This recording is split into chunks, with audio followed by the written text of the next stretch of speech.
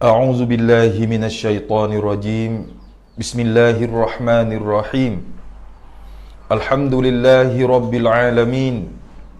والصلاة والسلام على رسول الله الكريم سيدنا ومولانا وحبيبنا محمد صلى الله عليه وسلم وعلى آله وصحبه أجمعين أما بعد قال الله سبحانه وتعالى ليس كمثله شيء وهو السميع البصير وقال الله سبحانه وتعالى قل هو الله أحد الله الصمد لم يلد ولم يولد ولم يكن له كفوا أحد صدق الله ورسوله وقال النبي صلى الله عليه وسلم رواه البخاري وغيره كان الله لم يكن شيء غيره صدق الله ورسوله السلام عليكم ورحمة الله وبركاته Alhamdulillah นะครับขอชุกรกับอัลลอฮ์ Subhanahu wa Ta'ala อัลลอฮ์ Ta'ala ได้ให้เนียมัตอันมากมายพี่น้องที่รักครับที่ให้กับผมและก็พี่น้องมาพบกันในรายการรอมฎอนของอัลฟารุกกรุ๊ปอัลฮัมดุลิลละห์พี่น้องที่รักครับขอชุกรกับอัลลอฮ์ Ta'ala หลายๆครั้งที่อัลลอฮ์ Ta'ala ได้อนุมัติรายการดีๆประจำเดือนรอมฎอนของอัลฟารุกกรุ๊ปได้ทำการเผยแพร่ทำการรายการนะครับทำรายการที่มีเนื้อหาสาระดีๆประจำเดือนรอมฎอนในทุกๆวันและซึ่งพี่น้องที่รักครับมีคณะบรรดาคณาจารย์บรรดาโตครูบรรดาบาบอได้มาให้ความรู้กับเราในทุกๆวันของเดือนรอมฎอนพี่น้องที่รักครับในวันนี้เป็นวันที่บวชของเราก็6-7 วันเข้ามาแล้วพี่น้องที่รักครับวันอังคารนี้เป็นวันที่เป็นเวรของผมที่จะมาพบกับพี่น้องในรายการของอัลฟารุกกรุ๊ปพี่น้องที่รักครับมัสอะลาหนึ่งที่เราจะทำการพูดคุยในวันนี้นั้นเป็นมัสอะลาว่าด้วยเรื่องวิชาอะกีดะห์ในหลายวันพี่น้องที่รักในเหตุการณ์ที่ผ่านมาบรรดาพี่น้องมุสลิมีนและผู้พี่น้องมุสลิมะได้มีความสับสนพี่น้องที่รักครับได้มีความสับสนในเรื่องของฮุกุมมุญัสซิมะห์หลายคณาจารย์ได้ให้คำตอบว่ามุญัสซิมะห์เป็นเพียงแค่ฟาซิกบรรดาหลายคนบอกว่ามุญัสซิมะห์เป็นกุฟรเป็นกาเฟรแต่นั้นเป็นสิ่งที่ทำให้พี่น้องมุสลิมของเราพี่น้องที่รักผู้ที่ติดตามข่าวสารผู้ที่สนใจในวิชาศาสนามีความสับสนตกลงว่ามุญัสซิมะห์เป็นกุฟรตกมุรตาดหรือว่ามุญัสซิมะห์นี่เป็นเพียงแค่ฟาซิกเป็นเพียงแค่บาปใหญ่เป็นเพียงแค่อาลุลบิดอะห์เท่านั้นพี่น้องที่รักครับก่อนที่จะเข้าไปทำการบาฮัสทำการวิพากษ์บรรดาคำพูดของอุลามะหลักการต่างๆที่จะฮุกุมมุญัสซิมะห์ผมขอนำเสนอพูดคุยให้พี่น้องได้เข้าใจถึงหลักอะกีดะห์อัลซุนนะฮ์วัลญะมาอะห์พอเป็นสังเขปอัลซุนนะฮ์วัลญะมาอะห์พี่น้องที่รักครับต้องอีมานกับอัลลอฮ์ Subhanahu wa Ta'ala ซึ่งในทางอาชาอิเราะห์ของเราอัลซุนนะฮ์วัลญะมาอะห์อาชาอิเราะห์ของเรานั้นวาจิบต้องรู้จักสิฟัตอัลลอฮ์ Ta'ala 13สิฟัตหรือ20สิฟัตบรรดาอุลามะทำการเห็นต่างกันในประเด็นว่า13สิฟัตหรือ20สิฟัตอันนี้เป็นประเด็นย่อยพี่น้องนะครับแต่ในคนมุตตะมาดนี่ในคนที่มีความนักแน่นของแนวทางอาชัยรอที่ว่าวาจิบ ในการรู้จักอัลลอฮ์ตะอาลาอย่างน้อยแล้วจะต้องรู้จัก13สิฟัต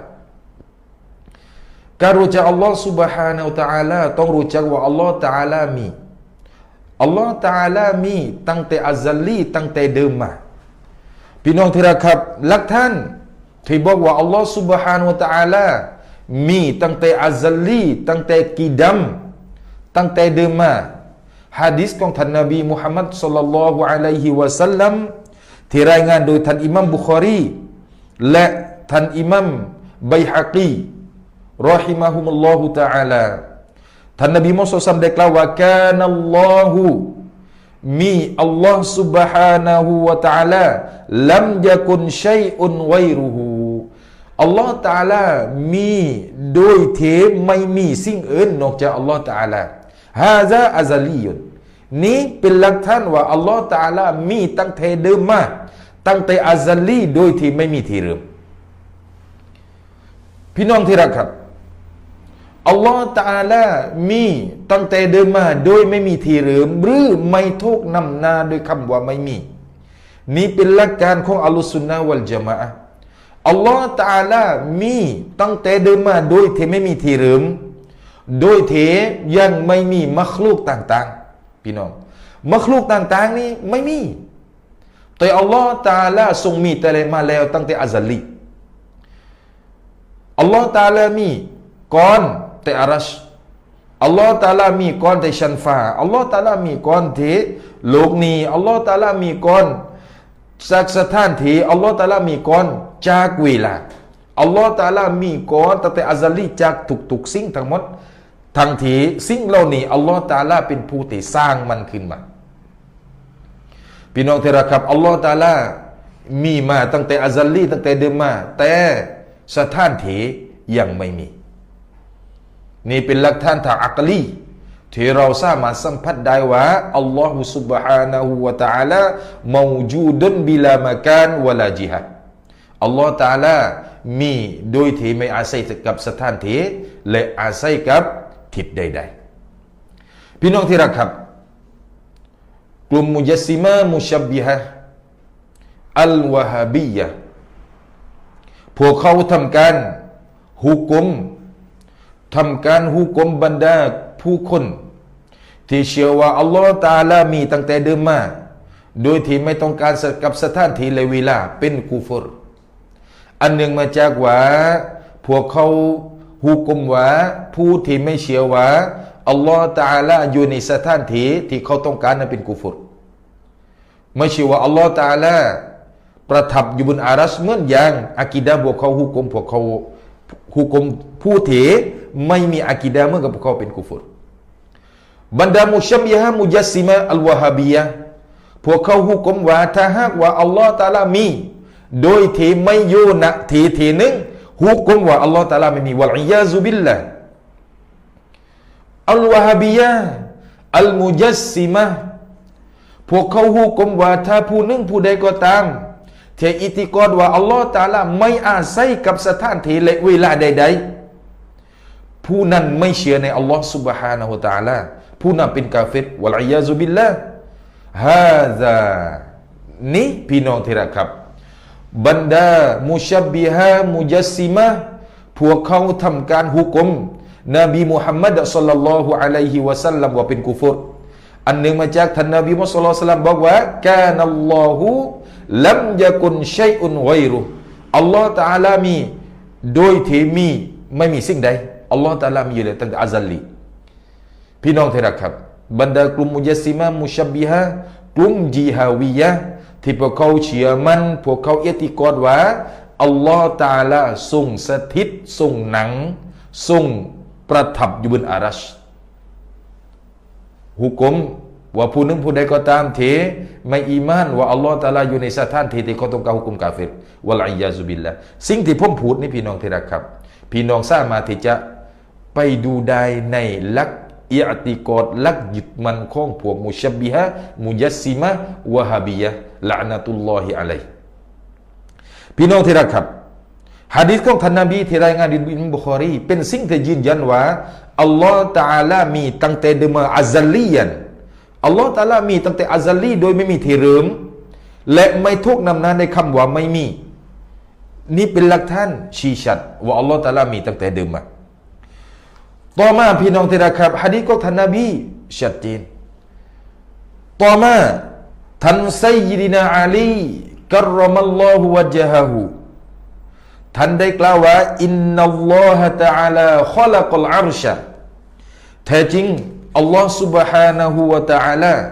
ขอลักัลอัรชะอัลลอฮ์ تعالى สร้างกับอารัชอิซฮารันลิกุดรติฮิที่สร้างอารัชอิซฮารันเพื่อต้องการให้ประจักษ์ชัดลิกุดรติฮิให้กับกอดรัตการสิฟัตธรรมของอัลลอฮ์ سبحانه และ تعالى ลัมยัตตะคิซฮูมากานันลิซาติฮิ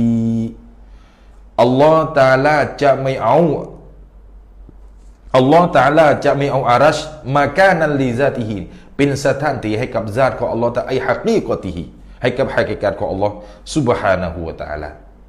วะกาลอัยดันท่านอิหมัมซัยนาอาลีกัรรอมัลลอฮุวะจุได้กล่าวต่อไปแล้วว่าวะกอดกานะวะลามากานะอัลลอฮ์ تعالى มีโดยเทปไม่มีสถานที่พี่น้องที่รักครับวะฮุวะอานะอะลามากานะมาอะลัยฮิกานะและปัจจุบันนี้ในเหตุการณ์นี้อัลลอฮ์ تعالى มีตั้งแต่เดิมมาอยู่พันนั้นและพี่น้องที่รักครับที่ไม่อาศัยกับสถานที่และก็เวลาคำพูดนี้พี่น้องที่รักครับท่านอบูมังซูรอัลบาวดาดีรอฮิมะฮุลลอฮุ تعالى ได้คัดเอาไว้ในหนังสืออัลฟัรกุบัยนัลฟิรักหน้าที่333พี่น้องที่รักครับคำพูดของเซนาอาลีชัดเจนว่าอัลลอฮ์ سبحانه และ تعالى มีตั้งแต่เดิมมาสิ่งที่อัลลอฮ์ تعالى มีตั้งแต่เดิมมานั้นในขณะนั้นมากาสถานที่ต่างๆไม่มีอัลลอฮ์ تعالى มีตั้งแต่เดิมมาเลยพี่น้องที่รักครับและอัลลอฮ์ تعالى มีอยู่เช่นนั้นโดยไม่มีเปลี่ยนแปลงใดๆนี่อะกีดะห์ของอะห์ลุสซุนนะฮ์วัลญะมาอะห์وقال إمام الحرمين الجويني الشافعي رضي الله تعالى عنه ท่านได้เสียชีวิตในฮิจเราะห์ที่478มานัสซอนในคำพูดของท่านที่บอกว่าว่ามัซฮับอะห์ลิลฮักกิตอบิกะตันอันนัลลอฮะซุบฮานะฮูวะตะอาลาอานิตตะฮัยยุซีวัตตะคัสซุซีบิลญิฮาดีท่านอิหมัมฮารอเมนพี่น้องที่รักครับเป็นมุตะกัดดิมีนของมัซฮับชาฟิอีท่านอิหมัมฮารอเมนบอกว่ามัซฮับแนวทางของอะห์ลุลฮักของผู้ที่อยู่บนสัจธรรมตอบิกะตันที่อยู่ในฐานะสูงส่งอันนัลลอฮะตะอาลาพวกเขายึดมั่นว่าอัลลอฮ์ سبحانه และ تعالى تعالى ไอตะนัซซะฮะอัลลอฮ์ تعالى มหาบริสุทธิ์อานิตตะฮัยยุซีจากการเอาที่อยู่วัตตะคัสซุซิบิลญิฮาติหรือจำกัดอยู่ในทิศใดๆพี่น้องที่รักครับด้วยบรรดาทิศนี่อะกีดะห์อัลซุนนะฮ์วัลญะมาอะห์อัลลอฮ์ سبحانه และ تعالى มีโดยที่ไม่อาศัยในพื้นที่ใดๆหรือโทษจำกัดโดยทิศใดๆوقال الأستاذ عبد القاهر التميمي ท่านอับดุลกอฮิรอัตตามีมีได้เสียชีวิตในฮิจเราะห์ที่429ฟีกิตาบิฮิอัลฟัรกุบัยนัลฟิรักมานัสซออัจมะอูวะอัจมะอูไออัจมุอะห์ลุสซุนนะติวัลญะมาอะห์อันนะฮูลายะฮวีฮิมะกานุนวะลาตัจรีอะลัยฮิซะมานุนเป็นอิจมะพี่น้องที่รักเป็นอิจมะฮาซาอิจมะเป็นอิจมะวะอัลซุนนะฮ์วัลญะมาอะห์อิจมะอัลซุนนะฮ์วัลญะมาอะห์อัลซุนนะฮ์วัลญะมาอะห์ได้อิจมะอาลาอันนะฮูวะแท้จริงอัลลอฮ์ سبحانه และ تعالى ลาตะฮวีฮิมะกานุนอัลลอฮ์ تعالى จะไม่ทุกข์หอมล้อมด้วยสถานที่อัลลอฮ์ تعالى จะไม่พำนักอยู่ในสถานที่ใดๆวะลาตัจซีอะลัยฮิซะมานุน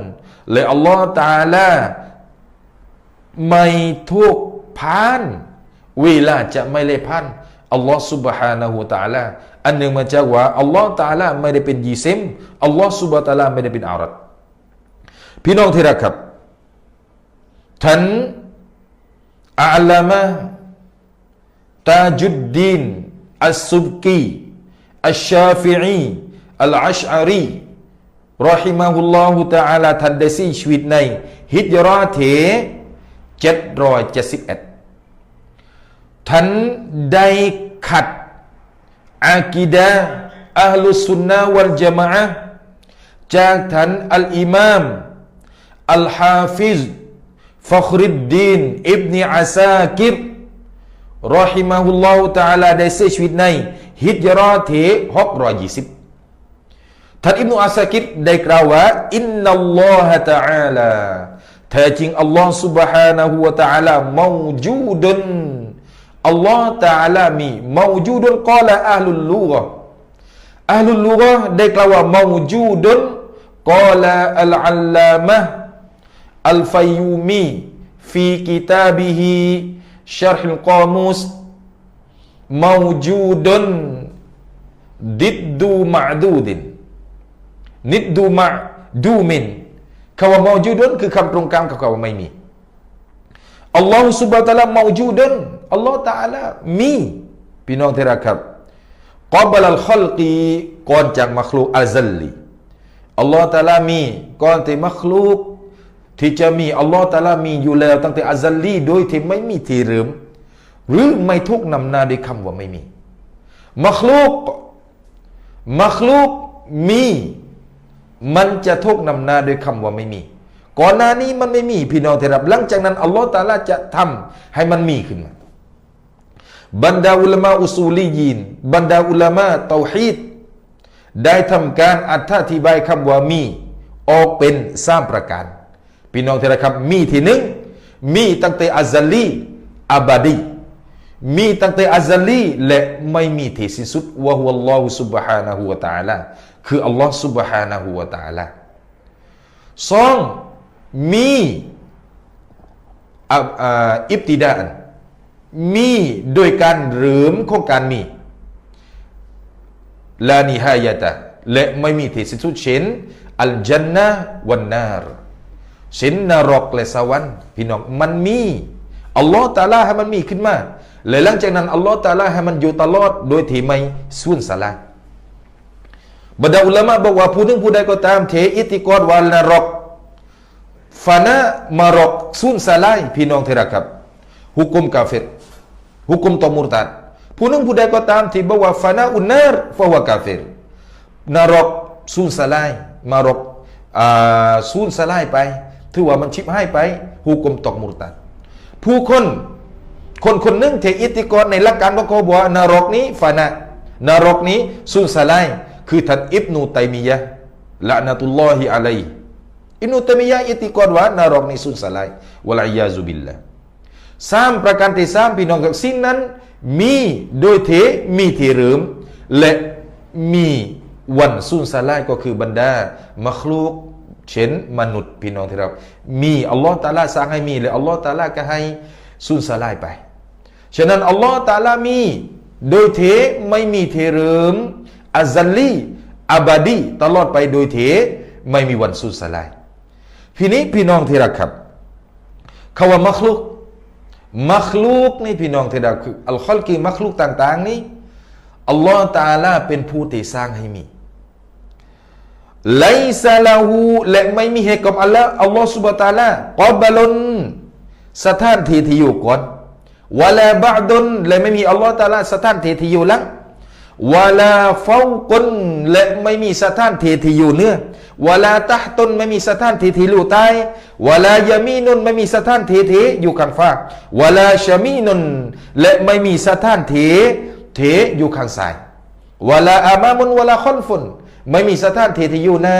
ไม่มีสถานที่อยู่หลังไม่ฟังว่าอัลลอฮฺ سبحانه และ تعالى มีเพราะอัลลอฮฺตะอาลาไม่ได้เป็นยิซิมอัลลอฮฺตะอาลาไม่เป็นอารัดอัลลอฮฺตะอาลามีโดย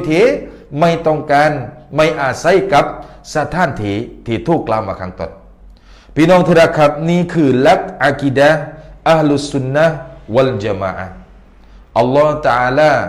มหาบริสุทธิ์จากลักษณะของบรรดามัคลุกอัลลอฮุลายุชับบิฮุชัยอุนอัลลอฮฺตะอาลาไม่คล้ายกับอัลลอฮฺตะอาลาสักสิ่งหนึ่ง ว่าอันนัลลอฮะยูชับบิฮุชัยอันอัลลอฮ์ลายูชับบิฮุชัยอันอัลลอฮ์ตะอาลาไม่คล้ายกับบรรดาสิ่งเหมือนกันพี่น้องที่รักครับนี่คือหลักอะกีดะห์ของอัลลุซุนนะห์วัลญะมาอะห์ทีนี้ผมจะอธิบายข้าไปสักฮิตหนึ่งเลยพี่น้องที่รักครับเพื่อต้องการจะให้พี่น้องได้เข้าใจถึงบริบทของคำว่ามักลุกทุกครั้งที่มีการพูดเรื่องอะกีดะห์อัลลุซุนนะห์วัลญะมาอะห์เราวาญิบมีความจำเป็นจะต้องอธิบายบริบทของมักลุกไอมาซิวัลลอฮ์มักลุกก็คือสิ่งที่อื่นจากอัลลอฮ์ตะอาลาให้พี่น้องได้เข้าใจอันหนึ่งมาจากว่าบรรดาผู้คนที่อยู่ในแนวทางมุชับบิฮะมุจัสซิมะวะฮาบียะพวกเขานั้นไม่เข้าใจบริบทมักลุกไม่เข้าใจบริบทสิ่งที่อัลลอฮ์ซุบฮานะฮูวะตะอาลาได้สร้างมาพี่น้องที่รักครับพอเราอธิบายถึงบริบทของมักลุกถึงเป็นวิชาวิทยาศาสตร์พวกเขากล่าวว่านี่เป็นเรื่องปรัชญานี่เป็นเรื่องอื่นนอกจากศาสนาวะลัยยาซุบิลละเมื่อเรากล่าวถึงหลักฐานอักลีพวกเขากล่าวว่านี่คือการใช้สติปัญญานำหลักการของอัลลอฮ์ซุบฮานะฮูวะตะอาลาวะลัยยาซุบิลละสิ่งเหล่านี้พี่น้องที่รักครับเป็นสิ่งที่ทำความงูเงาเป็นสิ่งที่สร้างความญาฮิลไม่รู้จักอัลลอฮ์ตะอาลาให้กลุ่มมุจัสซิมะมุชับบิฮะวะฮาบียะละอ์นะตุลลอฮิอะลัยฮิพี่น้องที่รักครับอะกีดะห์อัลลุซุนนะฮ์วัลญะมาอะห์บรรดาอุลามะอะห์ลุตเตาฮีดอะห์ลุตเตาฮีดีพวกเขาได้ทำการแยกหรืออธิบายบริบทของมักลุกโดยที่ผมจะสรุปให้พี่น้องได้เข้าใจง่ายๆซึ่งรายละเอียดมีเยอะพี่น้องที่รักครับบรรดาอุลามะเขียนหนังสือเป็นเล่มๆเพื่ออธิบายบริบทของคำว่ามักลุกบรรดาอุลามะทำการเขียนเหล่านี้ไว้ให้เราได้เข้าใจเพื่อต้องการปัดความเข้าใจอันผิดเพี้ยนของผู้คนในการรู้จักอัลลอฮ์ซุบฮานะฮูวะตะอาลาพี่น้องที่รักครับบรรดาอุลามะอุซูลูยีนอะห์ลุซุนนะติวัลญะมาอะห์พวกเขาได้กล่าวว่าบริบทของมักลุกแบ่งออกเป็นสองพี่น้องที่รักครับบริบทของมักลุกนี้แบ่งออกเป็นสองอย่างหนึ่งไม่เป็นยีเซมก็เป็นอารัดไม่เป็นยีเซมไม่เป็นสะซานก็เป็นคุณลักษณะของสะซานคุณลักษณะยีเซมกับอารัดนี่พี่น้องที่รักครับไม่สามารถแยกออกได้มันเป็นสิ่งเดียวกันมือพูดถึงยีเซมกับอารัดตามมามือพูดถึงอารัดกับยีเซมตามมาพี่น้องที่รักครับเมื่อพูดถึงต้นไม้สีเขียวก็ตามมาหรือสีอื่นๆบางทีอาจจะทุกไฟพองพี่น้องที่รักครับอาจจะเป็นสีแดงๆมันอาจจะเป็นสีเหลืองมันแต่ว่าโดยธรรมชาติของต้นไม้กับสีเขียวมันแยกออกกันไม่ได้ทีนี้มักลุกนี่ก็คือของไม้พี่น้องไม้อารัดกาญิซิมบรรดาวิชาอื่นๆเรียกว่าอัจญาวฮาร์จิริมแล้วแต่เรียกตามวิชาแต่บิมานาวาฮิดโดยความหมายสิ่งเดียวกันพี่น้องที่รักครับนี่คือลักษณะของมักลุกฉะนั้นมักลุกกับอารัดกับญิซิมคือสิ่งเดียวกันฉะนั้นสิ่งที่สำคัญที่สุดพี่น้องที่รักผมอธิบายโดยคร่าวๆฉะนั้นพี่น้องมาเข้าสู่เนื้อหาสาระอะห์ลุสซุนนะฮ์วัลญะมาอะห์อัลลอฮ์ سبحانه และ تعالى ไม่ใช่มักลุกอัลลอฮ์ سبحانه และ تعالى ได้ทำการการันตีได้ทำการบอกไว้ชัดเจนเป็นอายะห์มุกะมัดในอายะห์กุรอานที่อัลลอฮ์ سبحانه และ تعالى ได้กล่าวว่าไลซะกะมิสลิฮิชัยอุวะฮุวัสซามีอุลบาซีรอัลลอฮ์ سبحانه และ تعالى ไม่เสมือนกับสิ่งใดสักสิ่งหนึ่งและอัลลอฮ์ تعالى ทรงเห็นและทรงได้ยินและทรงเห็นพี่น้องที่รักครับอายะนี้เป็นอายะที่อัลลอฮ์ تعالى การันตีญาติของพระองค์ว่าอัลลอฮ์ تعالى ไม่เสมอเหมือนใดไลซะกะมิสลิฮิชัยอุนชัยอุนไอชัยอุนมินัลมัคลูกีนสิ่งหนึ่ง บริบทหนึ่งหรือบริบทใดจากบรรดามัคลุกพี่น้องที่รักครับ บริบทของมักลุกเหมือนที่ผมกล่าวมาข้างต้นกลับมาสู่กออิดะห์บรรดากออิดะห์ลักๆพี่น้องที่รักครับเป็นกออิดะห์ที่บรรดาอุลามะอะห์ลุสซุนนะห์วัลญะมาอะห์ไม่ว่าจะเป็นแนวทางมัซฮับฮานาฟีส่วนมากมัซฮับฮานาฟีพี่น้องที่รักครับอยู่ในแนวทางมาตูริดียะห์แนวทางมัซฮับอิหมัมมาลิกีแนวทางมัซฮับชาฟิอีส่วนมากพวกเขาอยู่ในแนวทางอาชัยเราะห์มัซฮับฮัมบาลีพวกเขาอยู่ในแนวทางอัสรียะห์กออิดะห์ลักพี่น้องที่รักครับกออิดะห์ลักของพวกเขาสิ่งหนึ่งที่พวกเขากล่าวตรงกันพี่น้องที่รักครับเป็นอิจมะผู้หนึ่งผู้ใดก็ตามมันอิอ์ตะกอดะมันอิอ์ตะกอดะฮุดูซัสซอนิอีฟะฮุวะกาฟิรอันนี้กออิดะห์ที่ตรงกันท่านอิหมัมฮานาฟีท่านอบูฮานิฟะห์รอฎิยัลลอฮุอันฮุได้กล่าวในสุอัลวะซียะห์ถึงท่านอิหมัมอัลลามะห์อัลมุรตฎออัซซาบิดีได้กล่าวว่าหนังสืออัลวะซียะห์เป็นหนังสือของท่านอิหมัมอบูฮานิฟะห์ท่านอิหมัมอบูฮานิฟะห์รอฎิยัลลอฮุตะอาลาอันฮุได้กล่าวต่อไปว่ามันอิอ์ตะกอดะอันนัลลอฮะตะอาลาฮุดูซะผู้หนึ่งผู้ใดก็ตามที่อิอ์ติกอดว่าอัลลอฮฺตะอาลาเป็นสิ่งที่ไม่ฟะฮุวะกาฟิรมันอิอ์ตะกอดะฮุซูซัสซอนิอี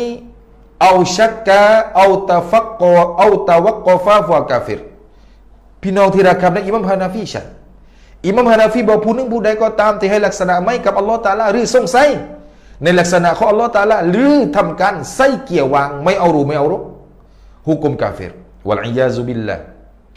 บรรดาอุลามะในมัซฮับชาฟิอีของเราพี่น้องที่รักครับในมัซฮับมาลิกี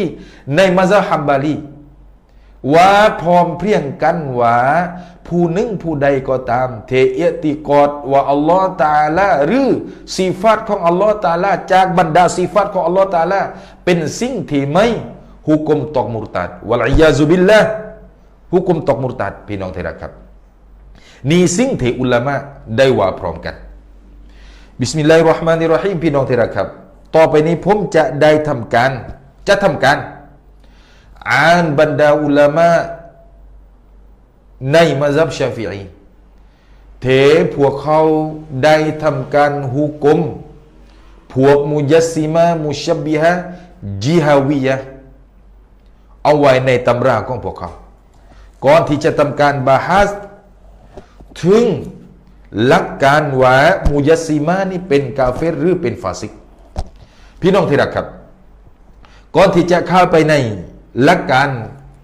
บรรดาคำตัดสินของบรรดาอุลามะผมอยากจะทำการอธิบายซึ่งลักษณะของกลุ่มมุญัสซิมะมุชับบิฮะจิฮาวียะกัรรอมียะวัลอียาซุบิลลาห์มาเป็นรานาวพี่น้องที่รักครับบรรดาผู้คนมุญัสซิมะถือว่าอัลลอฮฺ سبحانه และ تعالى มีอวัยวะอัลลอฮฺ تعالى เป็นรูปร่างอัลลอฮฺ سبحانه และ تعالى มีเทยูจำกัดอยู่อัลลอฮฺ سبحانه และ تعالى มีราศีอัลลอฮฺ تعالى เป็นสีแจงอะไรต่างๆพวกคนเหล่านี้นั่นคือกลุ่มมุญัสซิมะกลุ่มมุญัสซิมะนี่พี่น้องที่รักไม่เคยจางหายไปเลยจากโลกอิสลามยุคปัจจุบันนี้พี่น้องที่รักครับผู้คนได้อ้างตัวเองว่าพวกเขาเป็นซะลาฟุตอุมมะห์เป็นซะลัฟแห่งยุคพวกวะฮาบียะอัลมุญัสซิมะห์วะฮาบียะที่เรารู้จักพี่น้องที่รักครับพวกเขาคืออวตารของมุญัสซิมะห์ในอดีตหลักการที่พวกเขานำเสนอกับบรรดามุสลิมทั่วโลก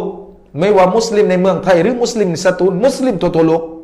พวกเขานำหลักการมาจากมุญัสซิมะห์ในอดีตในฮิจเราะห์ติดรอยย้อนไปอิบนุตัยมียะห์ลูกศิษย์ของมันก็คืออิบนุเยาซีเลยมาจากมุญัสซิมะห์แรกๆพี่น้อง บรรดาสุลวะอัลมุกอติลอัลฮัมบาลีอัลมุจัสซิมะวัลอียาซุบิลลาห์พวกเขาเหล่านี้เป็นไส้ทานมาจนปัจจุบันนี้พี่น้องที่รักครับมุจัสซิมะมุชับบิฮะพวกเขาก็มาอยู่ในรูปของกลุ่มวะฮาบียะห์วัลอียาซุบิลลาห์ให้พี่น้องเข้าใจอยู่เป็นสังเขปกลุ่มมุจัสซิมะมุชับบิฮะพวกเขาเอติกอดว่าอัลลอฮฺตะอาลาจะต้องสถิตหรือประทับหรืออยู่เนื้ออารัชเท่านั้นโดยอ้างอายะอัลลอฮ์มานุอัลลอารุชิสตาวะวัลอียาซุบิลลาห์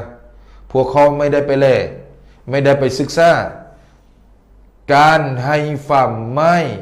อายะอัลลอฮ์มานุอัลลอารุชิสตาวะของบรรดามุจตะฮิดอัสสลัฟท่านอิหมัมฮานาฟีท่านอิหมัมชาฟิอีท่านอิหมัมมาลิกีท่านอิหมัมฮัมบาลีท่านอิหมัมอบูฮัสซันอัลอัชอารีท่านอิหมัมอบูบังซุรอัลมาตูริดีพวกเขาเหล่านี้อธิบายอายะอิสตาวาว่าอย่างไรทำไมพวกเขาไม่ไปแลพี่น้องเทระครับพวกเขาไปอ้างอิงกับบรรดาสายรายงานที่ดอเอฟสายรายงานที่ขี้ฮอกใส่บรรดาอิหม่ามเหล่านี้วัลอียาซุบิลละอินชาอัลลอฮุตะอาลาพี่น้องเทระครับวันหน้าพี่น้องโอกาสหน้าข้างหลังผมจะทำการพูดคุยอายะอิสติวาทำการรดกับมุยัสซิมะในจังหวัดสตูลวัลอียาซุบิลละพี่น้องเทระครับมาเลยพี่น้องรู้ฟังข่าวนะรู้ฟังข่าวใจข่าวว่าแต่จริงแล้วกลุ่มจิฮาวียะก็คือกลุ่มเถยึดมั่นว่าอัลลอฮฺตะอาลามีสถานที่จำกัดเช่นเนื้ออารัชบนอารัชพวกเขาเหล่านี้เป็นกลุ่มจิฮาวียะมินัลมุจัสซิมะบางจากบรรดามุจัสซิมะวัลมุชับบิฮะพี่น้องที่รักครับผมจะทำการอ่านบรรดาฮุกมของบรรดาอุลามะในมัซฮับชาฟิอีที่ผมพยายามที่จะเน้นให้พี่น้องรู้ถึงว่าบรรดาอุลามะในมัซฮับชาฟิอีนี้เป็นพันธุ์พื้นนั้นพี่น้องที่รักครับเพื่อต้องการจะนำไปสู่การฮุกมในเรื่องมุจัสซิมะต่อไปข้างหน้าพี่น้องที่รักครับผู้คนที่ฮุกมมุจัสซิมะว่าเป็นกาเฟรบุคคลแรกในมัซฮับชาฟิอีก็ท่านอิหมัมชาฟิอีเองพี่น้องที่รักครับกล่าวอิหมัมุชชาฟิอีรอฎิยัลลอฮุตะอาลาอันฮุท่านอิหมัมชาฟิอีได้เสียชีวิตในฮิจเราะห์ที่200พี่น้องที่รักครับท่านอิหมัมชาฟิอีได้กล่าวว่ามันกอลาอวิอตะกอดาผู้หนึ่งผู้ใดก็ตามที่เล้งที่พูดอวิอตะกอดาหรือยึดมันอิอติกอดอันนัลลอฮะจาลิซุนว่าอัลลอฮฺตะอาลาจาลิสอัลลอฮฺตะอาลานั่งอัลลอฮฺตะอาลาประทับอัลลอฮฺตะอาลาสถิตบีมะนาวะฮิดโดยความไม่เดียวกันพี่น้องที่รักครับแตกต่างบริบทที่แตกต่างกันเราหนังชายกับสามัญชนคนธรรมดาบ้านเราประทับชายกับ กษัตริย์สถิตชายกับบรรดาผูดพี่ปีศาจเทวดาคำเดียวอิหมัมชาฟีบอกว่าผู้หนึ่งผู้ใดก็ตามเทอิติกรว่าอัลลอฮฺตะอาลาประทับสถิตหนังอาลัลอารุชีฟะวะกาฟิรุนประทับบนอารัชฟะฮุวะกาฟิรุนมันคนนั้นเป็นกาฟิรพี่น้องที่รักครับท่านอัลลามะอิบนุลมุอัลลิมกล่าวในหนังสือนัจมุลมุฮตะดีวะรจมุลมุอตะดีท่านอิบนุมุอัลลิมได้ขัดนุซุสนัสของอิหมัมชาฟิอีถึงรายงานมาจากท่านกอฎีฮุเซนฮุวะอัศฮาบุลวุจูท่านเป็นอัศฮาบุลวุจูเป็นผู้เทกันกรองคำพูดของท่านอิหมัมชาฟิอีอิหมัมชาฟิอีกล่าวเองนะพี่น้องที่รักครับว่าผู้หนึ่งผู้ใดก็ตามเทอิติกอดว่าอัลลอฮฺตะอาลาสถิตหรือหนังอยู่บนอารัชฟะวะกาฟิรสถิตหนังประทับเป็นสีฟาตของอะไรพี่น้องที่รักครับบรรดาอุลามะอัลซุนนะวัลญะมาอะห์พวกเขาได้กล่าวตรงกับว่าคำว่ายูลูสคำว่าอิสตะกอรอเป็นสีฟาตของยิซิมเป็นลักษณะของยิซิมวัลอียาซุบิลลาห์เป็นลักษณะของยิซิมเป็นลักษณะของหะดีษเป็นลักษณะของมัคลุกวัลอียาซุบิลลาห์อิหมัมชาฟิอีก็เราฮุกมตั้งไว้เองพี่น้องที่รักครับต่อมากล่าวอัลอิหม่ามอัลมุฟัสซิรอัตตะบารีรอฎิยัลลอฮุอันฮุท่านเสียชีวิตในฮิจเราะห์ที่310 ท่านอิมามอัตตบารีได้กล่าวในหนังสือของแกชื่อว่าชะร์ฮ์อุซูลิลอิอ์ติกอดีอะห์ลิสุนนะติวัลญะมาอะห์หน้าที่290กล่าวอิมามอัตตบารี حدثنا عبد الله بن محمد بن الفضل الصيداوي قال نعيم بن حماد ท่านนาอิมอิบนุฮัมมัดท่านได้กล่าวว่ามันชับบะฮัลลอฮะบิชัยอินมินคัลกิฮิฟะกัดกะฟะรอผู้หนึ่งผู้ใดก็ตามเถให้อัลลอฮ์ซุบฮานะฮูวะตะอาลาคล้ายคลึงกับมักลุกของท่านฟะกัดกะฟะรอเขานั้นเป็นกุฟรพี่น้องที่รักครับบรรดามุญัสซิมะมุชับบิฮะวัลวะฮาบียะห์พวกเขาให้ลักษณะหนังให้ลักษณะประทับ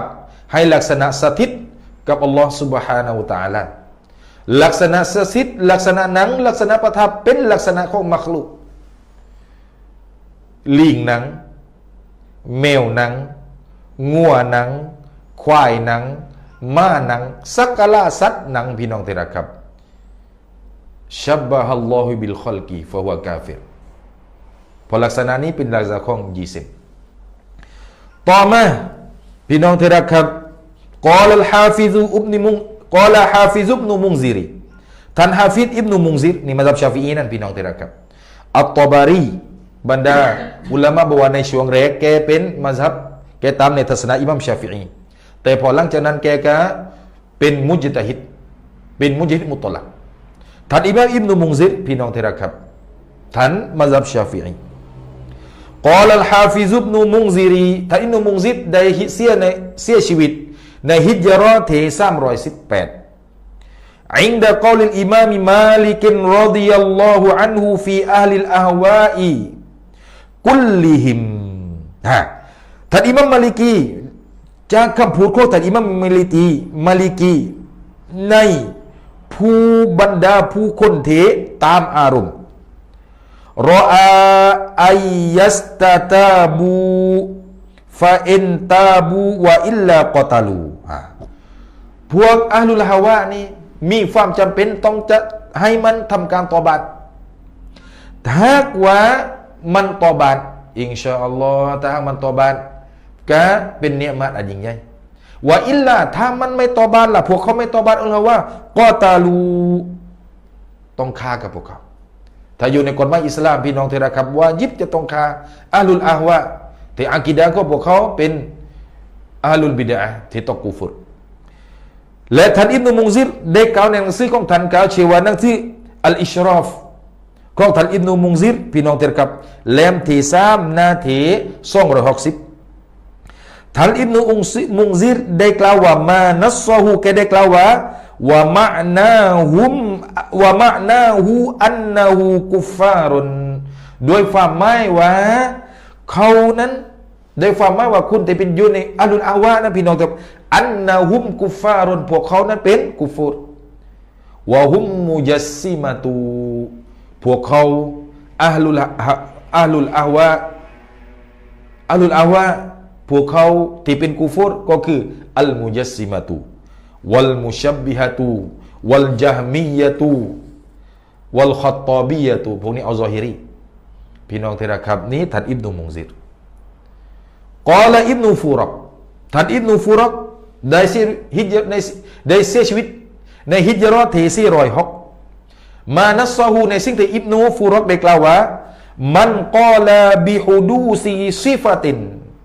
ผู้หนึ่งผู้ใดก็ตามที่กล่าวว่าที่กล่าวให้ลักษณะไม่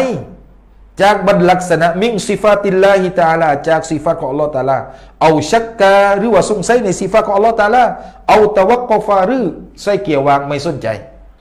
กาฟารอตกกาฟิรพี่น้องที่รักครับนั้นท่านอิบนุฟูรักต่อมาผมอ่านยาวที่พี่น้องที่รักครับเพราะว่าต้องการจีอ่านให้พี่น้องได้ตกผลึกว่าแท้จริงอุลามะในมัซฮับชาฟิอีของเรานี้ได้ทำการหุกุมมุญัสซิมะไว้นักทีนี้ผมจะทำการวิพากษ์ต่อไปข้างหน้านี่ว่านำนักของอุลามะเหล่านี้กับนำนักของอุลามะที่ทำการพ้อนปรน ฮุกมกาเฟรให้เป็นฮุกมฟาซิกนั้นเราต้องยืนอยู่ณจุดใดพี่น้องที่รักครับกล่าวอิมามอัลอุสตาซุอบูมังซูรินอับดุลกอฮิริอัลบักดาดีอัชชาฟิอีได้เสียชีวิตในฮิจเราะห์ที่429บะดะอันนัสซออะลาอันนัลมุชับบิฮะตะจากว่าแท้จริงคำพูดของท่านบอกว่าอาลาอันนะมุชับบิฮะตะบุญว่าจริงๆพวกมุชับบิฮะยะบูดูนัลวัสนาพวกเขาทำการอิบาดัตเจเวตอัลมุจัสซิมะยะบูดูนัลวัสนามุจัสซิมะอิบาดัตเจเวตอิบาดัตเจเวตพี่น้องที่รักครับมาฮุกมุมันอับบะดะฆอยรัลลอฮ์อะไรล่ะหุกมของผู้ที่อิบาดัตอื่นจากอัลลอฮ์ตะอาลาหัวกาเฟรวัลอิยาซุบิลลาพี่น้องที่รักครับต่อมาท่านอัลลามะคนเดิมพี่น้องท่านอัลบูมังซูรอับดุลกอฮิรอัลบาดาดีอัชชาฟิอีท่านได้กล่าวในหนังสือเล่มอื่นแล้วของท่านชื่อว่าตัฟซีริลอัสมาอิวัสซิฟาตนาที188ท่านอัลลามะอับดุลกอฮิรอัลบาดาดีท่านบอกว่าวะอัมมาอัศฮาบุนาและมีอีกบรรดาอัศฮาบของเราคือในแนวทางอัชอะอิเราะห์ในแนวทางมัซฮับชาฟิอีพี่น้องที่รักครับอันนะชัยคอนาอับัลฮัสนีอัลอัชอารียะแท้จริงครูของเราคือท่านอบูฮัสซันอัชอารีวะอักซารอลฟุกอฮาอีและบรรดาส่วนมากของฟุกอฮาวัลมุตะกัลลิมีนะและบรรดานักมุตะกัลลิมคือนักอุซูลุดดีนมินอะฮลิสุนนะติวัลญะมาอะติจากมัซฮับอัลซุนนะฮ์วัลญะมาอะฮ์กอลูพวกเขากล่าวว่าบิตักฟีริกุลลิมุบตะดิอินโดยทำการฮุกมเป็นกาเฟรทุกผู้ที่เป็นบิดอะห์กานัตบิดอะตุฮูกุฟรันเทมีบิดอะห์ของพวกเขานั้นถึงกันกุฟร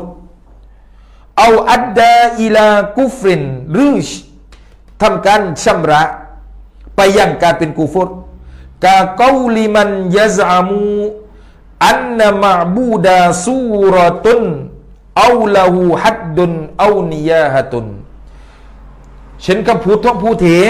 เข้าใจว่าแท้จริงอัลลอฮ์ตะอาลาเป็นรูปอัลลอฮ์ตะอาลามีขอบเขตเป็นรูปและขอบเขตนั้นลักษณะของยิซิมพี่น้องที่รักครับเป็นลักษณะของยิซิมสิ้นสุดเป็นลักษณะของยิซิมวัลอิยาซุบิลลาอัลซุนนะวัลญะมาอะฮ์ทำการตักฟีรกับบรรดาผู้ที่กล่าวว่าอัลลอฮ์ซุบฮานะฮูวะตะอาลาเป็นยิซิมวัลอิยาซุบิลลาต่อมาพี่น้องที่รักครับท่านอัลลามะ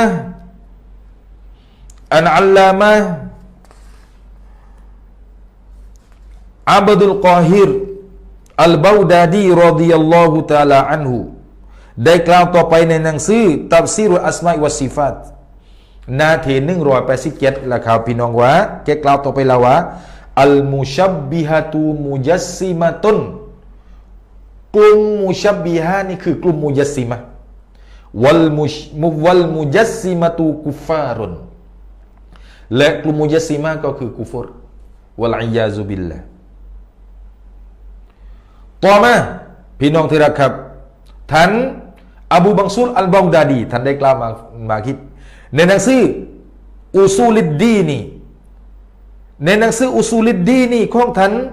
อบูบังซูรอัลบาดาดีท่านได้กล่าวพี่น้องที่ฟังให้ดีกอละอัศฮาบุนาอัจมาอูอัศฮาบของเราคืออัศฮาบอัชอะอิเราะห์แนวทางอัชอะอิเราะห์และแนวทางอิหม่ามชาฟิอีแนวทางอัชอะอิเราะห์แนวทางมาตุริดีอิหม่ามมาลิกีเป็นอัชอะอิเราะห์อัจมาอูพวกเขาทำการอิจมะอะลาตักฟีริลมุอ์ตะซิละตีบนการหุกมตักฟีรมุอ์ตะซิละวัลกุลาตีมินัลคอวาริจีและบรรดาคนที่หัวรุนแรงจากพวกคอวาริดวันนัจจาริยะตีและพวกนัจจาริยะ วัลญะฮมียะตีและพวกญะฮมียะวัลมุชับบะฮะตีวัลมุชับบิฮะตีอิจมาหุกุมกาเฟรกับพวกมุชับบิฮะฮุวะมุจัสซิมะฮิยะมุจัสซิมะวัลอียาซุบิลลาห์อิจมาฮาซาอิจมาพี่น้องที่รักครับต่อมากอลาอับุลกอซิมีอัลกุชัยรีฟีกิตาบิฮิริซาละตุลกุชัยรีท่านอบูกอซิมอัลกุชัยรีนี่พี่น้องที่รักครับท่านเสียชีวิตในฮิจเราะห์ที่465แกได้กล่าวว่าซามิอตุชันดายินอัลอิมามะอบูบักรินอิบนาฟูรักท่านอบูบักรอิบนุฟูรักrahimahullahu ta'ala yaqulu Ibnu Furakท่านได้กล่าวว่าสมิอตุอบูอุสมานะอัลเมาริบีฉันได้ยินอบูอุสมานอัลเมาริบียากูลูท่านได้กล่าวว่ากุนตูอะตะกิดูชัยอันมินฮะดีซิลจิฮะตีอบูอุสมานอัลเมาริบีแกบอกว่าฉันได้อิอ์ติกอดสิ่งหนึ่งจากหะดีษจิฮะห์หมายความว่าอบูอุสมานนี่พี่น้องที่รักท่านอิอ์ติกอดว่าอัลลอฮฺตะอาลาอยู่ในทิศหนึ่งวะลัยยาซุบิลลาห์ทีนี้ฟะลัมมากอดิมตูบิบากดาดีหลังจากฉันไปอยู่เมืองบักดาดซาลาซาลิกะอัลกอลบีสิ่งเหล่านั้นที่เชื่อว่าอัลลอฮฺตะอาลามีทิศนี้ได้ให้ไปวะกะตับตูอิลาอัศฮาบินาบิมักกะตาเลยฉันได้เขียนจดหมายไปยังเพื่อนของฉันในเมืองมักกะอินนีอัสลัมตุอานาอิสลามันญะดีดันว่าแท้จริงณบัดนี้ฉันนั้นได้เป็นอิสลามไม่เลวนั้นไม่ฟังว่าพี่น้องที่รักครับท่านอิบนุฟูรักชัดเจนว่าฮาซาฟีดาดีลุนนี้เป็นหลักฐานอาลาอันนามุอ์ตะกิดัลจิฮะตีไลซาบิมุมินินอินดัลลอฮ์ว่าผู้ที่ยึดมั่นว่าอัลลอฮฺตะอาลาอยู่ในทิศหนึ่งไม่ใช่เป็นมุมินอินดัลลอฮ์เป็นกาเฟรนะอัลลอฮ์ سبحانه และ تعالى วัลอียาซุบิลลาห์พี่น้องที่รักครับต่อมาท่านอัลลามะอัสฟารอจีนีอับุลมุซัฟฟัรอัลฟารอจีนีท่านได้ชีวิตในฮิจเราะห์ที่81ฟีกิตาบิฮิอัตตะบะซีรีในอัตตะบะซีรตะบะซีรีฟิดดีนกิตาบของท่านพี่น้องที่รักครับนาที40ท่านบอกว่าอันนะซิกรบะอดีอักวาลิลมุจัสซิมะตีอัลฮิชามียะตีมานัสหลังจากที่แกพิจารณาคำพูดของกลุ่มมุจัสซิมะฮาชิมียะท่านบอกว่าอัลอักลูบิอวลิวะฮละตินในสติปัญญามันจะเกิดความเด็กๆก็เกิดความน่าหวาดกลัวยะละมูอันนะมันกานะฮาซิฮิลมะกอละตุฮูรับรู้ทันทีว่าแท้จริงผู้ที่มีคำพูดเหมือนคำพูดมุยัสซิมะมุชับบิฮะนี่พี่น้องที่รัก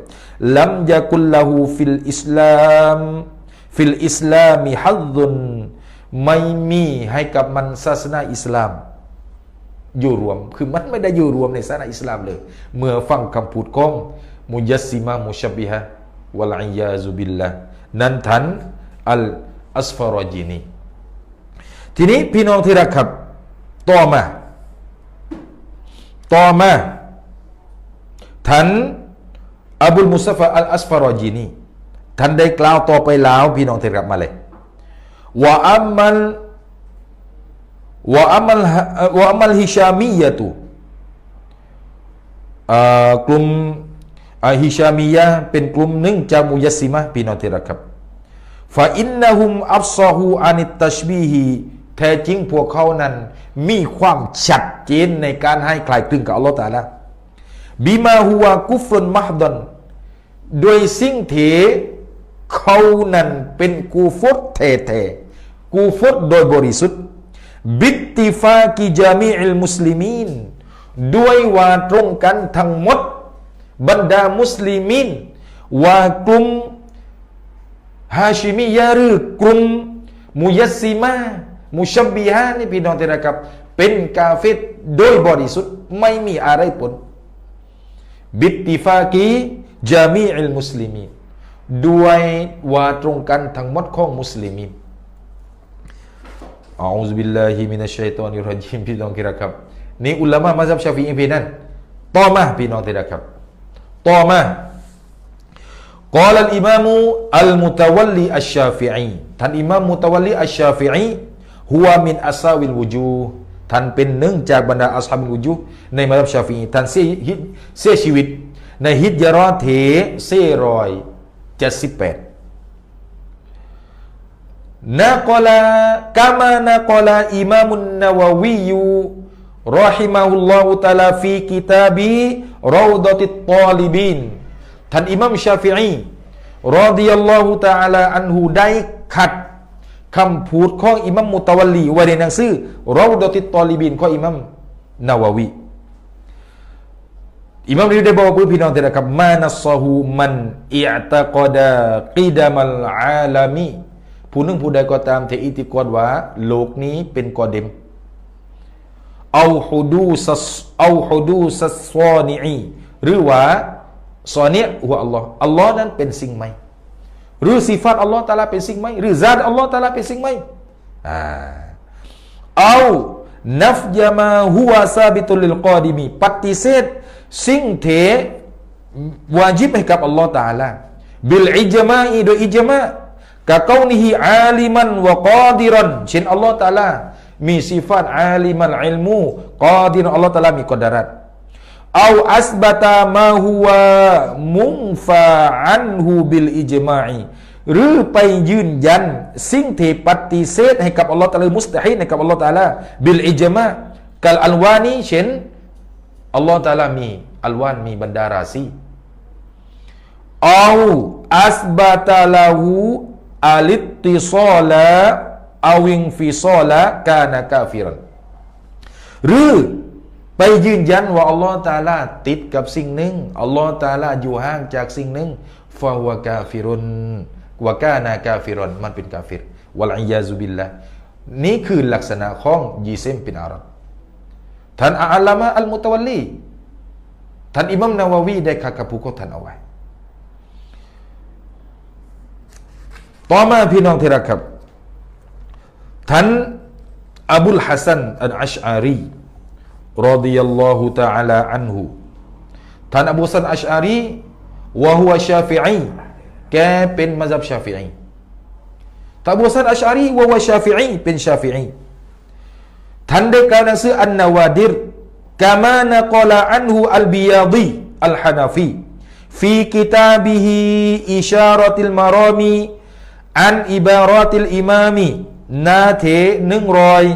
168พี่น้องที่รักครับท่านอิหม่ามอบูฮัสซันอัชอารีท่านได้กล่าวว่ามันกอลาอินนัลลอฮะจิสมุนฟะฮุวะฆอยรุอาริฟิมบิร็อบบิฮิผู้หนึ่งผู้ใดก็ตามที่กล่าวว่าอัลลอฮฺตะอาลาเป็นยิซิมฟะฮุวะฆอ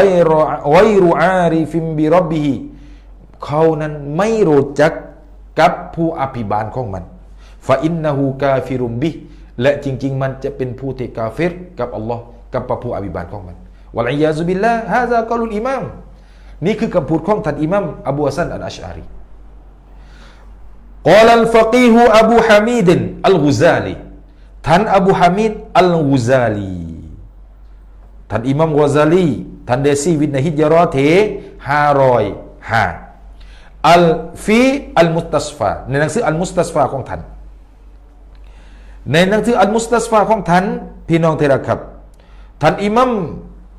วะซาลีได้ทำการอธิบายถึงฮุกมต่างๆที่ทำการฮุกมกับกลุ่มมุญัสซิมะห์แกบอกว่าอิซากาฟารอบิบิดอะติฮิอินดะซาลิกะลายุตะบะรูคิลาฟุฮุเมื่อทำการฮุกมกับอะห์ลุลบิดอะห์ซึ่งในนั้นก็คือกลุ่มมุญัสซิมะห์มุชับบิฮะห์อินดะซาลิกะลายุตะบะรูคิลาฟุเมื่อเช่นนั้นแล้วไม่ได้เอาเรื่องไม่ได้ถือซากับสิ่งที่คิลับว่าอินกานะยุศอลลีอิลัลกิบละติถึงหากมันแม่นว่ามุญัสซิมะห์มุชับบิฮะห์ได้ทำการหันหน้าไปทางกิบลัตในการมายังวะยะตะกิดูนัฟซะฮูมุสลิมันและมันทำการยึดมันว่ามันเป็นมุสลิม ลิอันนัลอุมมะตะไออุมมะตัลอิสลามียะห์เพราะแท้จริงอุมมะของอิสลามนี้ไลซัตอิบารตันอานิลมุศอลลีนไม่ใช่บอกว่าคนที่มายังนั้นจะเป็นอุมมะอิสลามไม่ใช่นั่นพี่น้องที่รักครับไม่ใช่ว่าคนที่หันหน้าไปทางกิบลานี่จะเป็นคนมุสลิมต่างเป็นไม่ใช่บัลอานิลมุมินีนการยึดมั่นการเทไปการันตีว่าคนนั้นเป็นมุสลิมโยที่เขาอีมานถูกต้องหรือไม่ฟาฮัวกาฟิรุนถึงว่ามันจะหันหน้าไปทางกิบลัตในขณะที่มันมายังฟาฮัวกาฟิรุนมันก็เป็นกาเฟรอิงกานาลายัดรีอันนะฮูกาฟิรุนถึงมันไม่รู้ว่าตัวมันเป็นกาเฟรฟาฮัวกาฟิรวะลัยยาซุบิลลาห์พี่น้องที่รักครับต่อมาท่านอิหมัมกุซาลีรอฎิยัลลอฮุตะอาลาอันฮุได้กล่าวในหนังสืออัลอิกติซอดูฟิลอิอติกอดีลิลกุซาลีหน้าที่139ท่านกล่าวว่าอินนะกออิลาบิอันนัลลอฮฺซุบฮานะฮูวะตะอาลาจิสมุนแท้จริงผู้ที่กล่าวว่าอัลลอฮฺตะอาลาเป็นยิสมพี่น้องที่รักครับผมขออธิบายนิดนึงบางคนมุจัสซิมะมุชบิฮะอัลวะฮาบียะพวกเขากล่าวว่าเราไม่ใช่บอกที่ว่าอัลลอฮฺตะอาลาเป็นยิสมเขาก็พยายามจีเลีกเลียงอยู่เหมือนกันแต่ว่าคำพูดของท่านนี้เป็นยิสมพี่น้องที่รักครับมันบอกว่าเราไม่ได้กินข้าวที่แต่เรารับประทานหรอกวะลัยยาซุบิลละเล่นลิ้นก็ไปเท่านั้นพี่น้องที่รักครับเหมือนกันทีนี้อิหมัมกุซาลีบอกว่าอินนะกออิลาบิอันนัลลอฮฺซุบฮานะฮูวะตะอาลาจิสมุนวะอาบิดุลวะซานีวะชัมซีวาฮิดุนผู้ที่กล่าวว่าอัลลอฮฺตะอาลาเป็นยิสมวะอาบิดะวะอาบิดุลวะซานีวะชัมซีและผู้ที่อิบาดาตกับเจเวตและดวงอาทิตย์วาฮิดุนเหมือนกันพี่น้องที่รักครับไม่ฟังว่าผู้ที่ยึดมั่นว่าอัลลอฮฺตะอาลาเป็นยิสมเป็นกุฟรเหมือนผู้ที่กราบไหว้เจเวตและผู้ที่กราบไหว้ดวงอาทิตย์วะลัยยาซุบิลละกอลาอิมามุอัลมุฟัสซิรูฟัครุดดีนอัลรอซีรอฎิยัลลอฮุอันฮุท่านได้เสียชีวิตในฮิจเราะห์ที่606พี่น้องที่รักครับแกได้กล่าวว่าอินนะอิอ์ตะกอดะอันนัลลอฮะญาลิซุนอะลัลอารุชีผู้เทจริงๆแล้วการอิติกอดว่าอัลลอฮฺตะอาลาทรงประทับหรือสถิตบนอารัชเอากาอินุนฟิสสมาอีหรือว่าอัลลอฮฺตะอาลาทรงอยู่ในชั้นฟ้าฟีฮิตัชบีฮุลลอฮีพันนี้และในนี้เป็นการให้ตัชบีอัลลอฮฺให้อัลลอฮฺตะอาลากลายครึ่งดีคอลกิฮีกับมักลุกของแกฟาวะกุฟรุนเป็นกุฟรวะลัยยาซุบิลละพี่น้องเห็นไหมว่านี่ผมอ่านไม่ทันถึงครึ่งทีนะพี่น้องที่รักครับแต่อ่านไปเลยพี่น้องทนฟัง ทนฟังฮุกุมของอุลามะที่ทำการฮุกุมมุยัสซิมะเอาไว้กอลาอัลฮาฟิซุอัลอิมามุนนาวาวียุรอฮิมะฮุลลอฮุตะอาลาท่านอิหมัมนาวาวีรอฮิมะฮุลลอฮุตะอาลาท่านก็ฮุกุมไว้ชัดเจนพี่น้องที่รักครับในหนังสืออัลรอฎอฮ์ของแกนั้นผมไม่อ่านเพราะอันหนึ่งมาจากว่าได้ทำการอ่านไปแล้วต่อมาพี่น้องที่รักครับท่านอัลลามะอัลมุฟัสซิรอบูฮัยยานอัลอันดิลิซีอบูฮัยยานอัลมุฟัสซิรพี่น้องที่รักครับท่านคนนี้มีหนังสือตัฟซีรของท่านชื่อว่าบะฮรุลมุฮิตท่านอบูฮัยยานได้กล่าวว่าอันนัลลอฮะตะอาลายัสตะฮีลุอะลัยฮิอินติกาลูวัลฮุลูลูแท้จริงอัลลอฮฺซุบฮานะฮูวะอัซซะวะญัลละเป็นไปไม่มุสตาฮีลสติปัญญาไม่รับรองบนอัลลอฮฺตะอาลาจะมีสิฟัตอินติกาลอัลลอฮฺตะอาลาเคลื่อนย้ายวัลฮุลูลและประโยชน์ในสิ่งหนึ่งสิ่งใดพี่น้องที่รักครับกุมมุยัสซิมะมุชับบิฮะพวกเขามีอิติกอดว่าอัลลอฮฺตะอาลาลงมาจากอารัชและมาอยู่ในชั้นฟ้าชั้นที่หนึ่งเลื่อนลงมาเขาใช้คำว่าเสด็จก็มานะพี่น้องที่รักครับเสด็จจากอารัชลงมาชั้นฟ้าชั้นที่หนึ่งฮุลูลิลฮาวาดิส มาโยนในชั้นฟ้าชั้นที่หนึ่งเป็นไปไม่ได้ในอัลลอฮฺซุนนะฮ์วะญะมาอะห์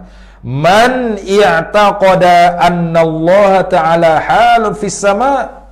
อะวิลอารุชีผู้หนึ่งผู้ใดก็ตามเถอิอติกอดว่าอัลลอฮ์ตะอาลาไปอยู่ในฟ้าไปอยู่บนอารัชไปปะปนกับอารัชฟาฮุวะบอลุนมุดิลลุนกาฟิรุนมันเป็นผู้ที่หลงและทำให้เพื่อนหลงและก็เป็นกาเฟรวัลอียาซุบิลละนั่นท่านอบูฮัยยานต่อมาพี่น้องที่รักครับกอลาตะกียุดดีนอัลฮุสนีอัชชาฟิอีตะกียุดดีนอัลฮุสนีอัชชาฟิอีได้เสียชีวิตในฮิจเราะห์ที่829พี่น้องที่รักครับฟีกิตาบิฮิกิฟายะติลอัคยารแกบอกในหนังสือกิฟายะติลอัคยารอันนันนาวาวียะจาซามาฟีซิฟาติศศอลาติท่านอิหม่ามนาวีได้ทำการจาซัมได้ทำการบอกชัดในซิฟาตในลักษณะของการมายังมินชัรฮิลมุฮัซซบีในหนังสือชะรอห์มุฮัซซับบิตักฟีริลมุจัสซิมะตี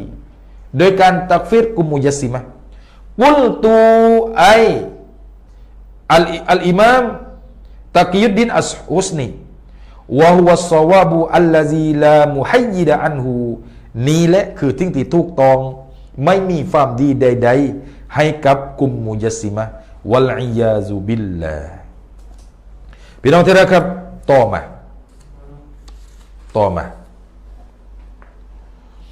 กอลาชิฮาบุดดีน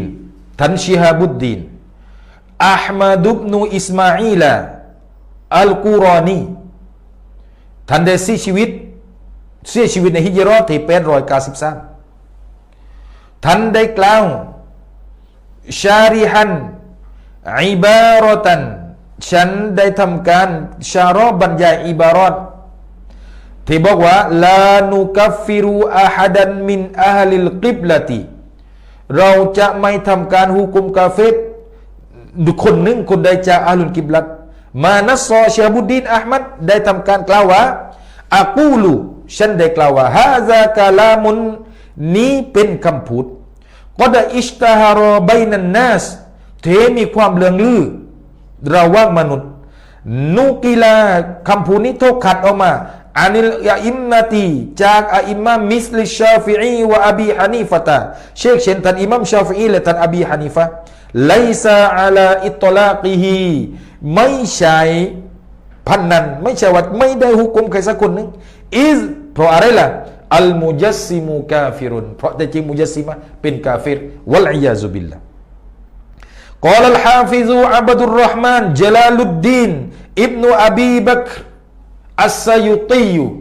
รอฎิยัลลอฮุอันฮุอิหม่ามซายุตีท่านได้เสียชีวิตในฮิจเราะห์ที่911ฟีกิตาบิฮีในหนังสือของท่านอัลอิชบาฮุวันนะฎออิรหนังสืออัลอิชบาฮิวันนะฎออิรฟีกิตาบิรริดดะตีในหนังสือกิตาอัลริดดะท่านได้กล่าวว่าอัลมุจัสซิมุกาฟิรุนกัตอันมุจัสซิมะเป็นกาฟิรกัตอันเป็นกาฟิรเด็ดขาดวัลอียาซุบิลลาห์กล่าวอัชชัยคอัลอิมามอิบนุฮะจารินอันไฮตามีรอฎิยัลลอฮุอันฮุท่านเสียชีวิตในฮิจเราะห์ที่973อิบนุฮะจาร์อันไฮตามีเป็นลูกศิษย์ของท่านอบูซะกะริยะอัลอันซอรีฟีกิตาบิฮิมัลฮะจุลกอวีมฟีมาซาอิลตะอลีมนาเท254วะลัมท่านอิบนุฮะจาร์ได้กล่าววะลัมท่านจงรู้เถิดและท่านจงรู้เถิดอันนะกอรอฟียะแท้จริงอัลมะอัลกอรอฟีวะไวรูฮูและเอิ้นจากอัลมะอัลกอรอฟีหากพวกเขาได้ล่าวมาอานิชาฟิอีจากอิหมัมชาฟิอีอันมาลิกวะมาลิกินจากท่านอิหมัมมาลิกวะอบีฮานีฟะตาจากท่านอบูฮานีฟะรอฎิยัลลอฮุอันฮุมขออัลลอฮฺตะอาลาได้พอใจกับพวกเขาอัลกอลาได้ล่าวมาคำพูดบิตักฟีบิกุฟริกออิลีนาบิลจิฮติ ด้วยว่าเป็นกาเฟรผู้ที่กล่าวว่าอัลลอฮ์ตะอาลามีทิศวัตตัจซีมีและอัลลอฮ์ตะอาลาเป็นรูปร่างวะฮุมฮะกีกูนาบิซาลิกะมุยัสซิมานั้นฮะกีกาตพวกเขามีสิทธิในการเป็นกุฟรอย่างยิ่งมากกว่ากลุ่มจิฮาวียะห์วัลอียาซุบิลลาห์กล่าวอัชชัยอับดุลรออูฟอิบนุตาจิลอาริฟินอัลมานาวีอัลกอฮิรีอัลอัซฮารีท่านอัลมานาวีนี่เป็นอุลามะอัซฮัรพี่น้องที่รักครับเป็นอุลามะอัซฮัรท่านได้กล่าวในหนังสือของฉันพี่น้องที่รักครับท่านได้กล่าวในหนังสือท่านอัลลามะฟัยดุลกอดีรชัรฮีจามิอิศศกีรลิลมานาวีท่านได้กล่าวว่าพี่น้องที่รักครับท่านได้กล่าวว่าอัมมามันกาฟารบิฮาวะอัมมามันกาฟารบิฮาและมีอีกผู้ที่มันเป็นกาเฟรบิฮาบิบิดาติฮิโดยบิดาของมันกัลมุงการิลอิลมีบิลจุซอียาติ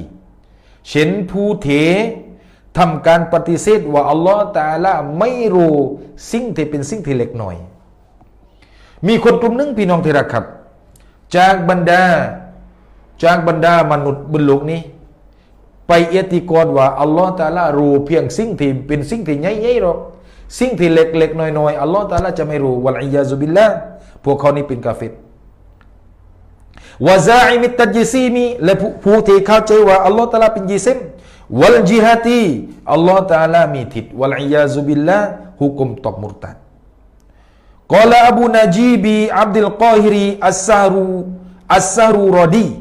ฟีกิตาบิฮิอาดาบิลมูริดีนท่านเสียชีวิตในฮิจเราะห์1097มานัสซอเขาได้กล่าวว่าkhilafan lil karramiyati wal musyabbihati wa man qala bi qaulihim อากีดะอัลสุนนะวะญะมาอะห์เป็นอากีดะห์ที่ขัดแย้งกับคุณกัรรอมียะห์คุณกัรรอมียะห์นี่พี่น้องคืออิติกอดว่าอัลเลาะห์ตะอาลาอยู่ที่สูงวัลมุชับบิฮะติผู้ที่ให้ความคล้ายคลึงกับอัลเลาะห์ตะอาลาวะมันกอลาบิกอลิฮิมและผู้ที่กล่าวเหมือนกับผู้กัรรอมียะห์มุชับบิฮะอันนะฮูฟาวกัลอัรชีว่าแท้จริงอัลเลาะห์ตะอาลาอยู่เหนืออารัชฟะฮุวะมันนั้นกุฟรุนวัลอียาซุบิลลาห์เป็นกาเฟรวะคูรูจุนและออกจากอานิดดีนีจากศาสนาของอัลลอฮ์ سبحانه และ تعالى อาซานัลลอฮุ تعالى มินฮูขออัลลอฮ์ تعالى ได้คุ้มครองเราจากการเป็นกุฟรวัลอียาซุบิลลาห์พี่น้องที่รักครับมีบรรดาอุลามะมากเหลือเกินพี่น้องที่รักครับที่ทำการหุกมมุยัสซิมะห์ว่าเป็นกาเฟรทีนี้อีกเล่มหนึ่งพี่น้องที่รักครับเป็นเล่มสุดท้ายซึ่งผมมันได้นำมาด้วยนี่ที่ให้พี่น้องช่วยพี่น้องเล่มหนังสือเล่มนี้ชื่อว่ามุลจิมะตุลมุจัสซิมะติตะลีฟุลอิมามีอาลาอิดดีนมุฮัมมัดอิบนีมุฮัมมัดอัลบุคอรีอันฮานาฟีท่านเสียชีวิตในฮิจเราะห์ที่841รอฮิมะฮุลลอฮุตะอาลาเปิดไปหน้าที่61พี่น้องที่รักครับแกได้กล่าวว่ามันกอลาผู้หนึ่งผู้ใดที่กล่าวว่าบิอันนัลลอฮะจิสมุนว่าอัลลอฮ์ซุบฮานะฮูวะตะอาลาเป็นยิซิมฟะวะกาฟิรุนอิจมาอันเป็นกูฟรอิจมาอันเป็นกูฟรโดยอิจมาเป็นกาเฟรพี่น้องที่รักครับโดยอิจมาอันเรียกเดียวพี่น้องที่รักครับอิตติฟากิจามิอิลมุสลิมีนอัจมาอะบรรดาสำนวนต่างๆที่ฟันธงถึงว่าอุมมะอิสลามนี้ทำการอิจมะกอละวะลิฮาซากอละอิมามุลฮารอมัยนีและฉะนั้นและท่านอิหม่ามฮารอมัยนรอฎิยัลลอฮุตะอาลาอันฮุได้กล่าวฟิลอิรชาดในหนังสืออิรชาดของท่านในอิหม่ามฮารอมัยนได้กล่าวในหนังสืออิรชาดหน้าที่111พี่น้องที่รักครับอิหม่ามฮารอมัยนว่าอิสบาตุลจิฮาติ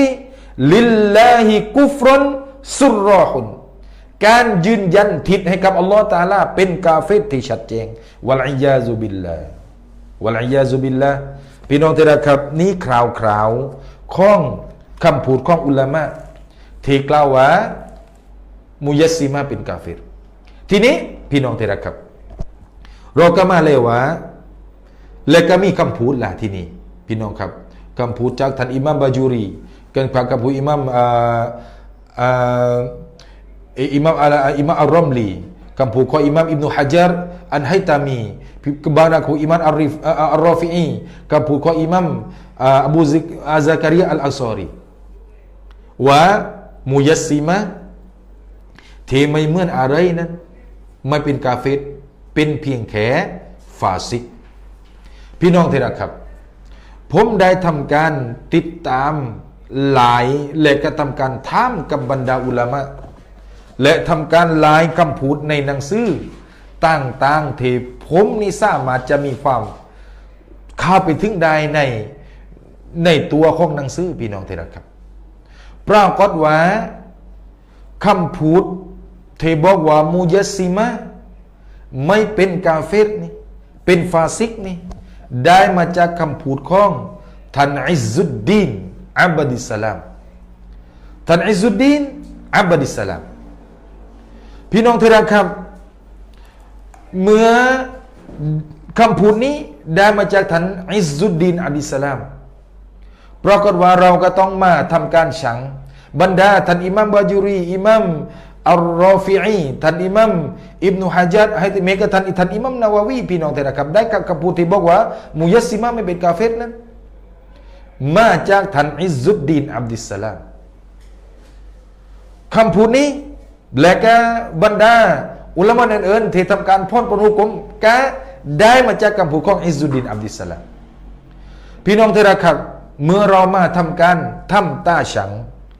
ขั้นฉังระว่างคำพูดที่บอกว่ามุยัสซิมะเป็นกาเฟรและคำพูดที่บอกว่ามุยัสซิมะไม่เป็นกาเฟรนั้นประการต่อมาพี่น้องที่รักครับคำพูดที่บอกว่ามุยัสซิมะนั้นเป็นกาเฟรเป็นคำพูดของอุลามะในเซมัซฮับเป็นอุลามะอาวุโสโดยเฉพาะเจ้าของมัซฮับเองพี่น้องที่รักครับท่านอิหม่ามชาฟิอีรอฎิยัลลอฮุตะอาลาอันฮุท่านอิหม่ามมุตะวัลลีได้ขัดคำพูดของอิหม่ามชาฟิอีออกมาท่านอิหม่ามกอดีฮุเซนขัดคำพูดของท่านอิหม่ามชาฟิอีออกมาท่านอิหม่ามซายุตีเป็นผู้ที่รายงานคำพูดของท่านอิหม่ามชาฟิอีเองพี่น้องที่รักครับอัลมุยัสซิมุกาเฟรท่าน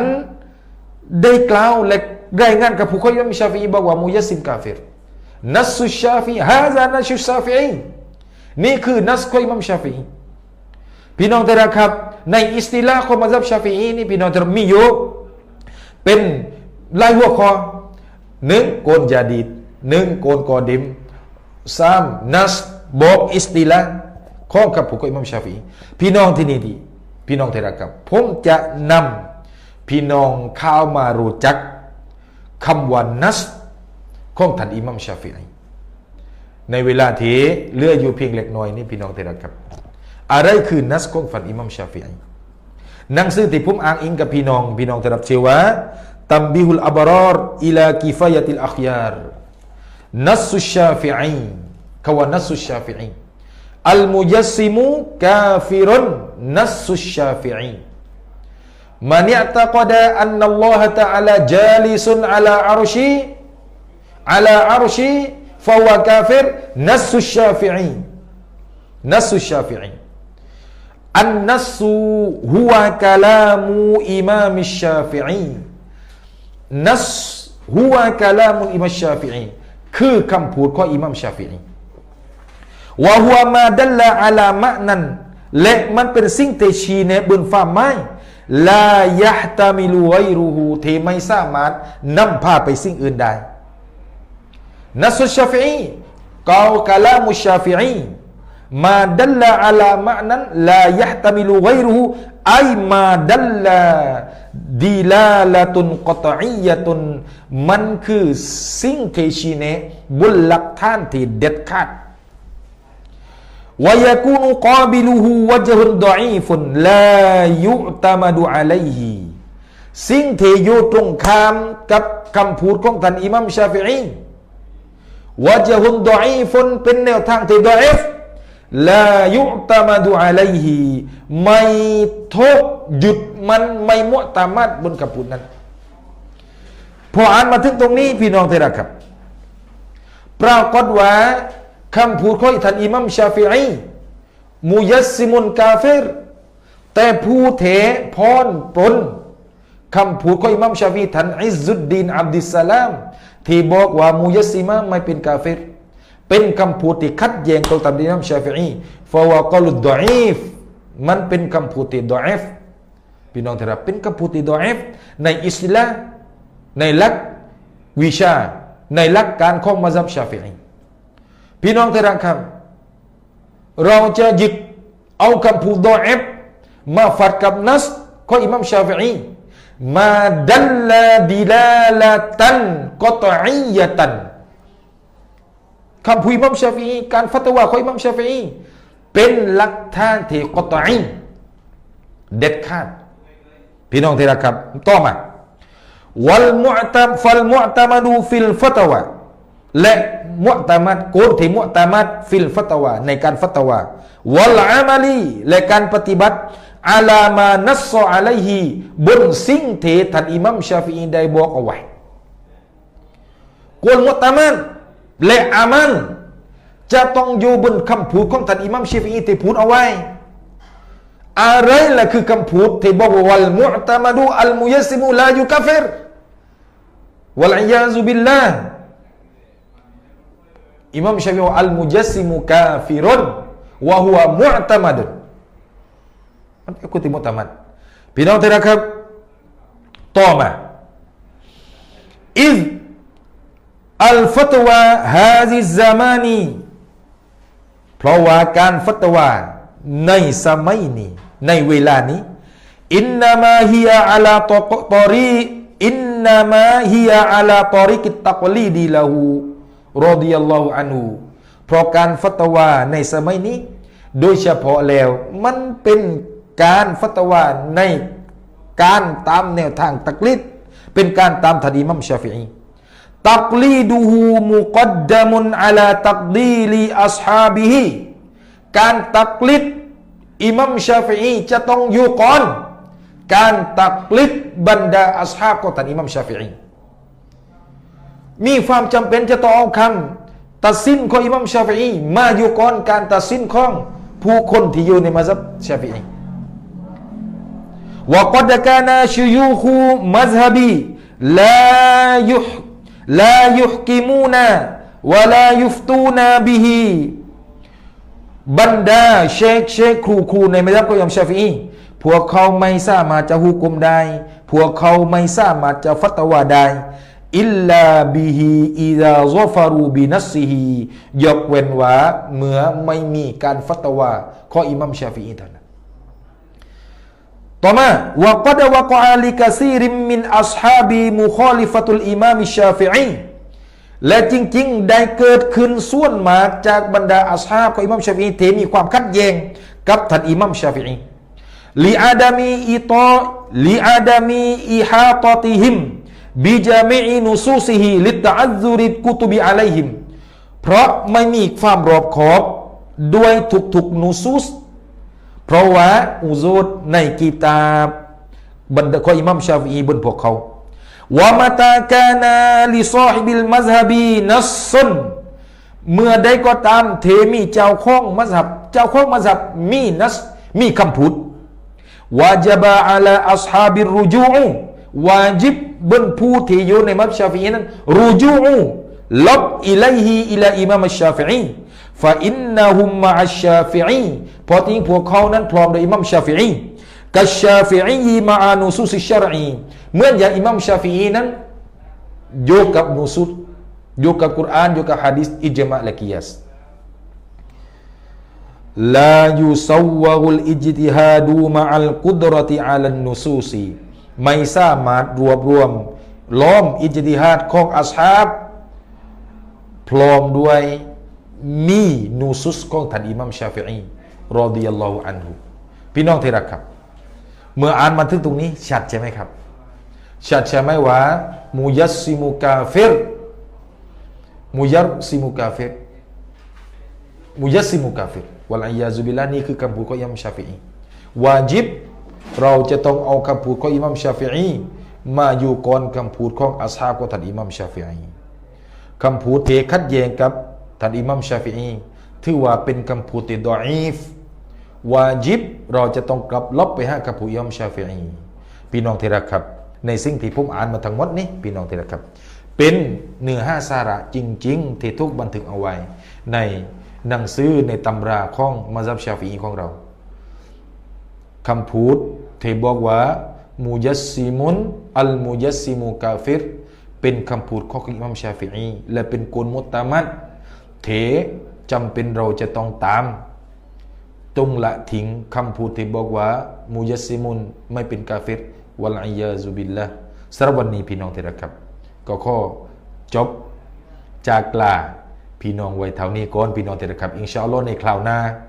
เราจะพบกันในหัวข้อที่พี่น้องจะต้องติดตามครับผมจะทำการตอบตูรัดหนังสือของมุยัสซิมะในจังหวัดสตูลวัลอียาซุบิลละวะบิลลาฮิตตอฟิกวัลฮิดายะฮ์วัสสลามุอะลัยกุมวะเราะห์มะตุลลอฮ์วะบะเราะกาตุฮ์